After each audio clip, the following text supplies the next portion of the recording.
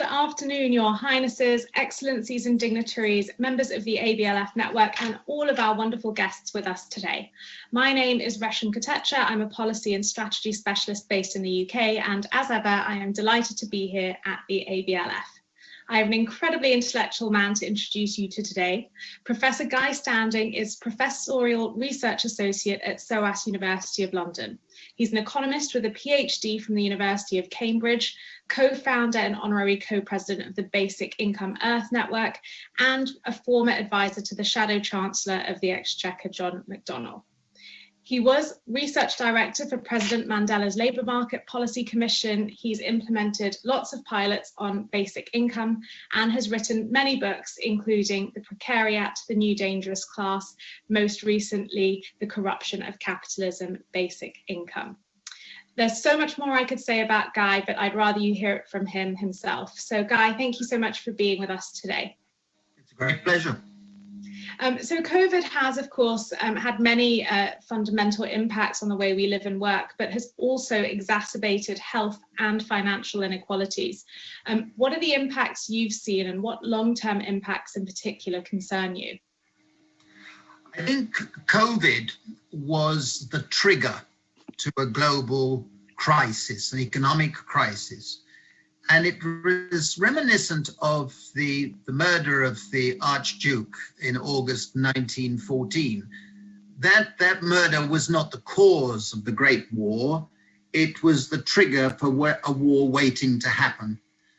And this economic crisis that has been occurring in the past year, it was the result of a series of developments that had made the global economic system extremely fragile.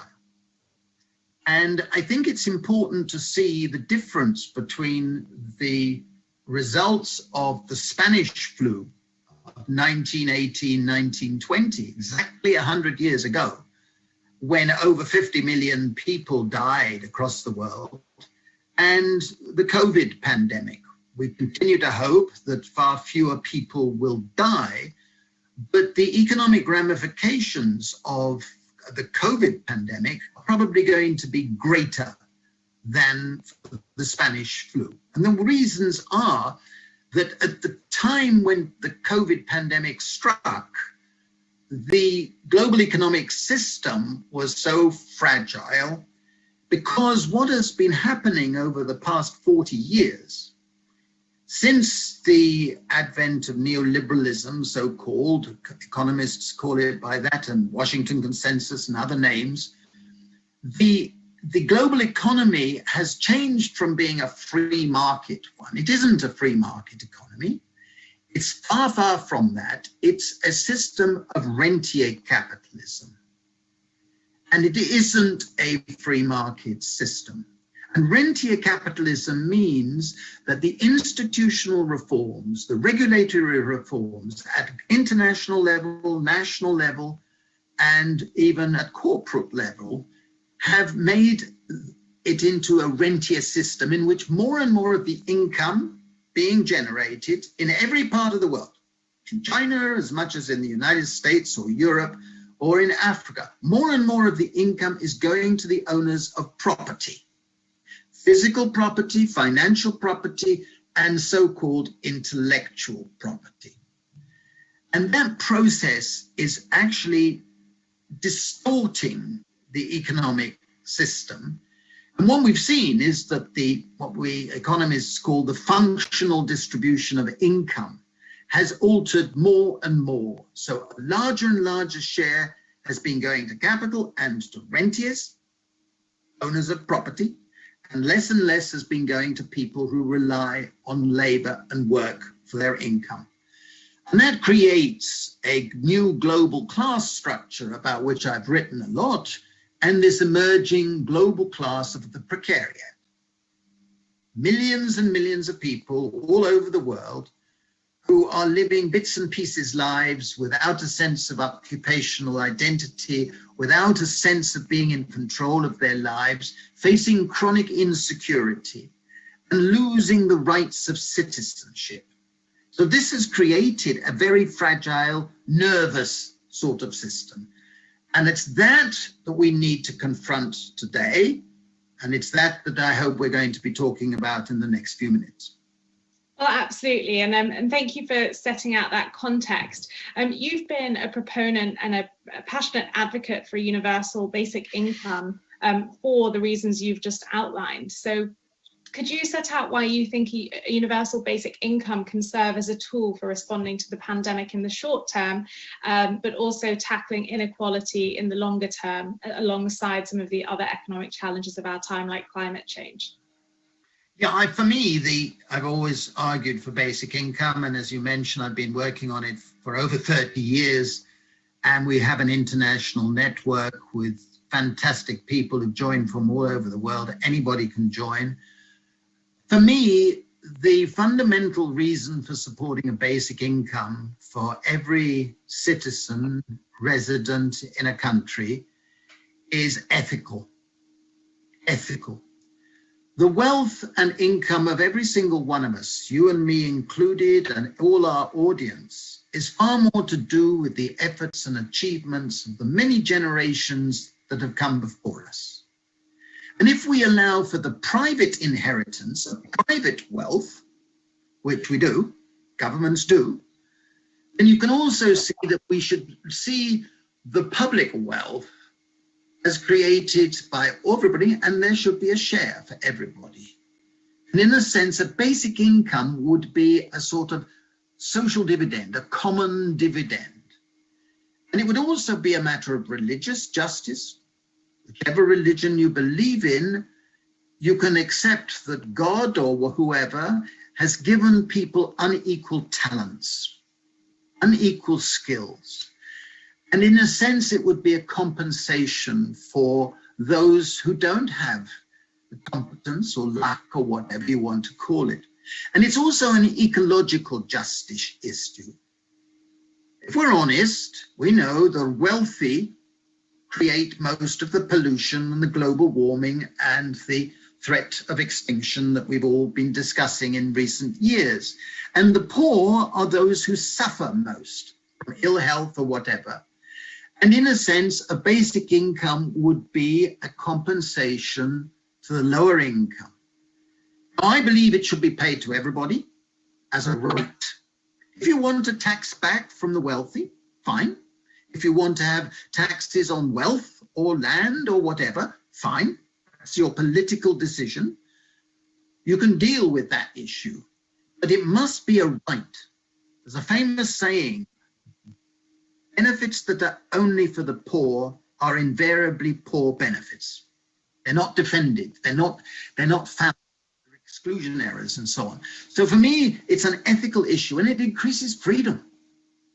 We all should believe in freedom. It increases the freedom of women to say no to an abusive relationship. If they have little financial security guaranteed, they can walk out of an abusive relationship. It also says no to an abusive landlord or abusive relationship, whatever. And it allows you to be moral. You can only be moral if you can make decisions in freedom. So for me, it's a matter of security, justice, and freedom. And that's the argument. But in this pandemic, what we've learned is one lesson above all, which is that the resilience of all of us depends on the resilience of all of us, including the weakest members of our society. If they are left vulnerable and weak, they won't be able to behave in the way we would wish them to behave in order for us all to be resilient. And for me, this is a crucial argument. And I cannot tell you how many people have written to me in the past year saying, why can't the authorities see that? So for me, it's a combination of ethical reasons and now instrumental reasons. And of course, I know we briefly discussed it, but of course there are critics whose views are that it's an inefficient system to pay an income to the wealthy and then tax it back, or that this would significantly increase costs and therefore taxes or borrowing, or that this would encourage people to work less or to become reliant on income. What are your thoughts on some of those criticisms or concerns around universal basic income? Well, in my book, Basic Income and How We Can Make It Happen, I've got a whole chapter dealing with all those standard objections. I've also been involved in doing pilots around the world, a big one in India, in Africa, in Canada, in Britain, in Finland, and none of those prejudices stand up. But let me give you the classic case.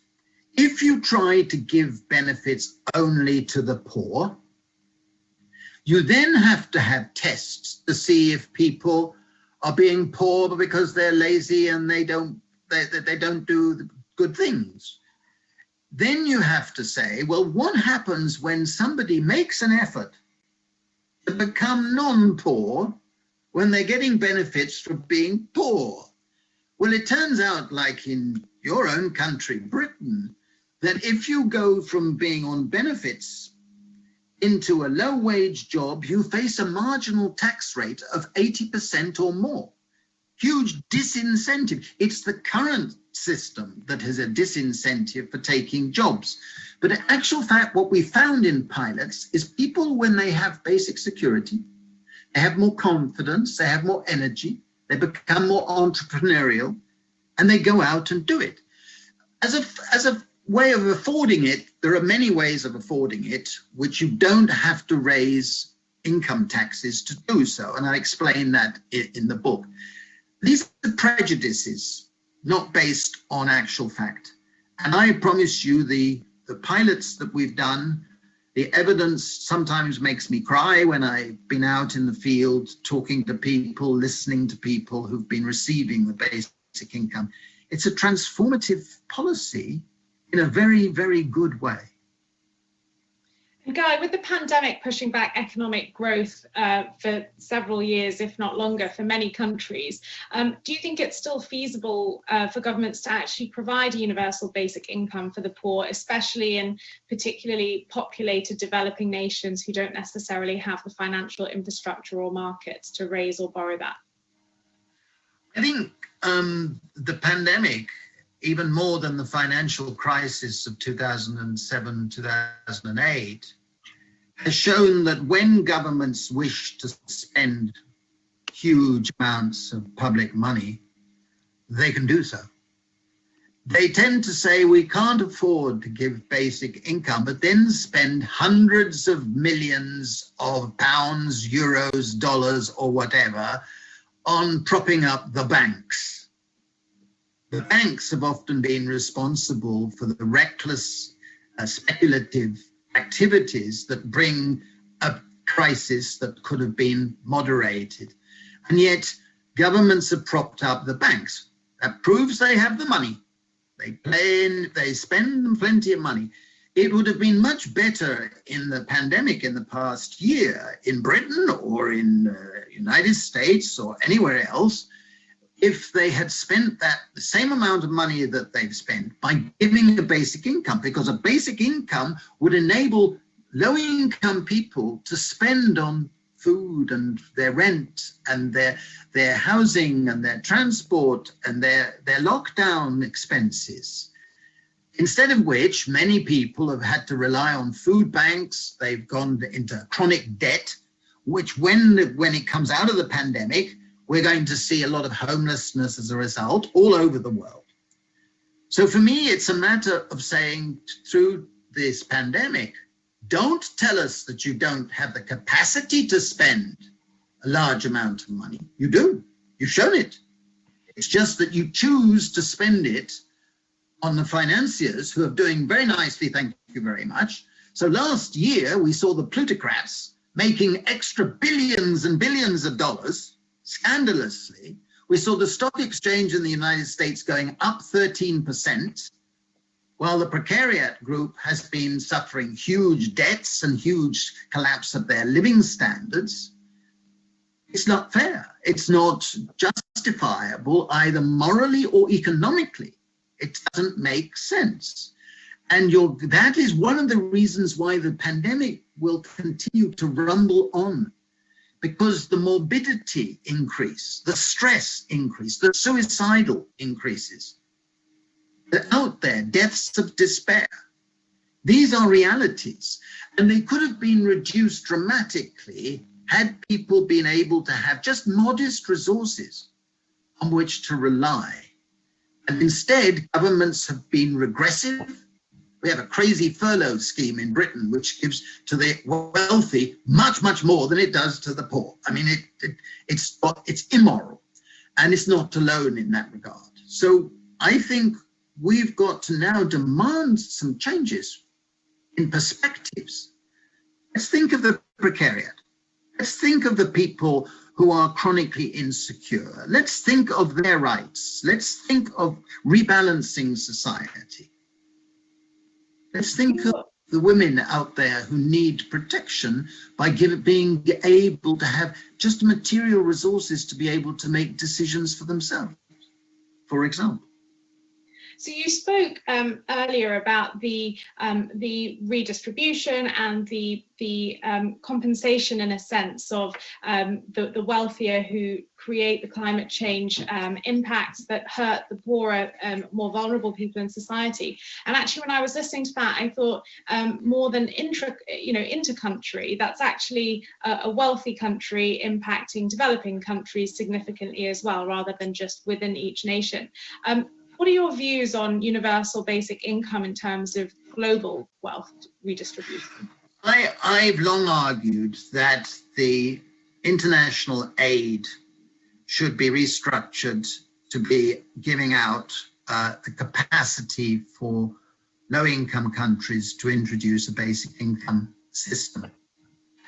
It's a very practicable way of reducing inequality, reducing poverty, and stimulating economic development.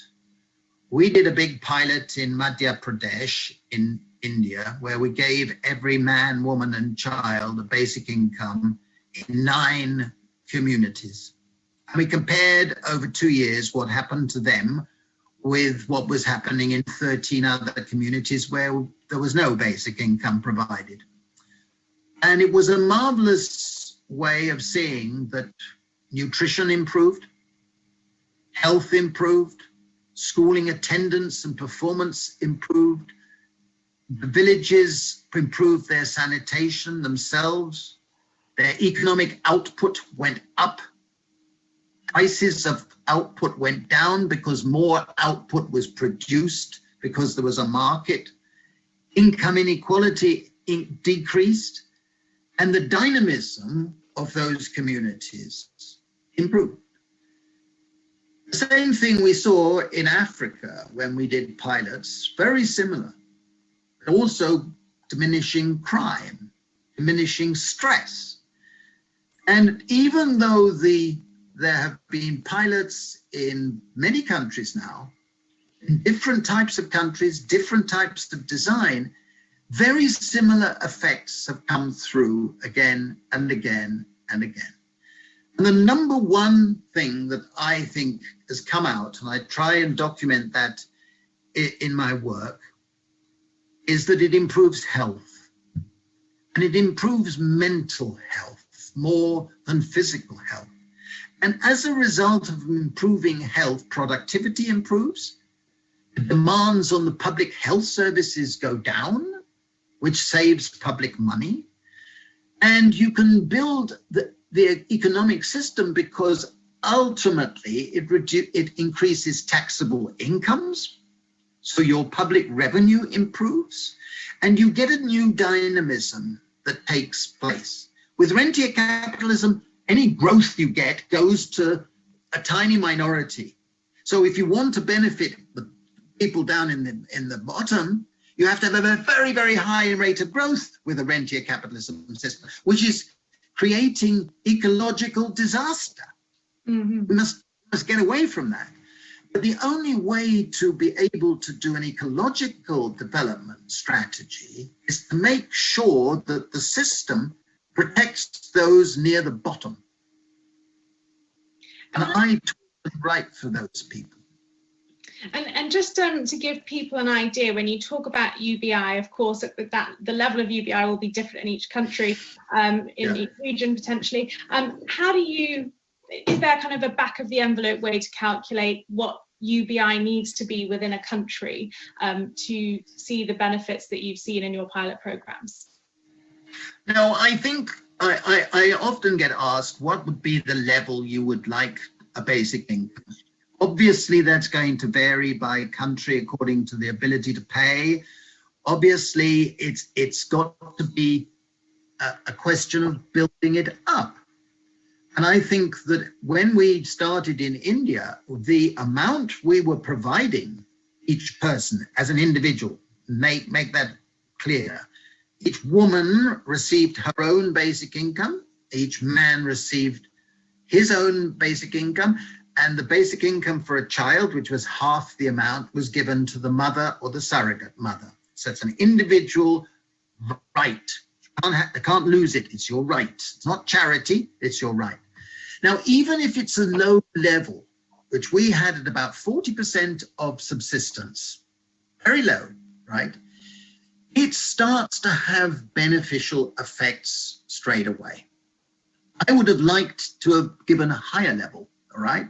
I would like the level gradually to rise as the funding capacities grow. I believe that setting up commons funds with carbon taxes and land value taxes and wealth taxes, gradually building the amount so you can pay out an increasing amount over time. The important thing from where we're sitting here now is to say we must be on that road. We must be on that road. And sadly, in the last 20, 30 years, many countries have been on the opposite road, where the amounts of benefits and the conditions and the capacity to people receive them has been going down. Even though world wealth has risen and risen and risen, but we have seen cuts in benefits for the low-income groups, more conditionality, more sanctions, more punitive measures, as it mean-spirited social policies. In rich countries, this is ridiculous. And we should be very angry about that. Angry because it's unnecessary. And why do you think this is? I mean, you've kind of outlaid a very passionate and articulate argument for a UBI. You've outlined the impact and results from your pilots. Why is it you think that individuals, institutions, and politicians on the left and right haven't bought into the argument? What are the blockers? Well, you're listening to a man who's had the strange experience of being invited to speak at Davos 3 years in a row about these issues. And one of the things is that the winners in this global system have been winning too much. And a lot of them don't want to give up their privileges and their power that comes with that.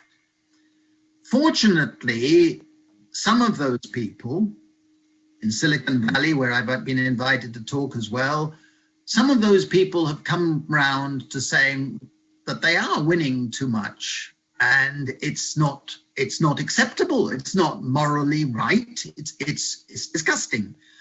But the system, unfortunately, rewards the hangers-on, the people who go through the revolving doors of going from Goldman Sachs into British politics or some other politics and then back into Goldman Sachs or JP Morgan and so on. And it's a cushion of privileged elitism, a plutocracy, which they don't want to give up. So they'll only give up when we put pressure on them to do so. That's one part. Second part is that the moralistic type who says that you shouldn't have something for nothing. And that sort of person, if you look at them, you find out that they have inherited wealth, they have subsidies from the government, they have this and that privilege from being sent to elite schools for which they did not do anything more than anybody else to deserve, and they want to keep their privileges. We must put pressure on them to shame them. And then there are people on the left who like to be paternalistic and say, we know what the poor want, and we're going to give it to them. I find them contemptible too, because basically you should believe and have trust in people. You should have trust in our fellow human beings, because it's part of the normal human condition to want to improve the life of your child. That's why I'm so angry with what's happening in Gaza today. I dedicate my remarks to people in Gaza, because people want to live and they want to improve their lives. That is the normal condition, and that is what should motivate us in what we propose, what we defend, and what we speak about. Because we who are relatively privileged should be the first to be standing up to demand this justice idea. And we'll all be better off as a result. Guy, thank you so much for those passionate and highly insightful remarks. I know we could speak to you for much longer if we had the time, but sadly we don't. So to anybody watching who wants to learn more, you can learn lots from Guy's books. His most recent one, The Corruption of Capitalism, Basic Income and How We Can Make It Happen. And if you prefer to learn by watching, you can of course watch Battling 8 Giants, Basic Income Now from 2019.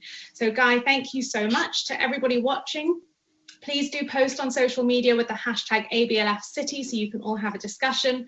Remember that if you missed a part of this session or any other session from today or previous ABLF conclaves, you can always come back right here after the day has ended and view it on demand anytime. So thank you so much, Guy. Thank you to our brilliant audience for joining us today. And remember that we are back every month featuring global leaders in powerful conversations.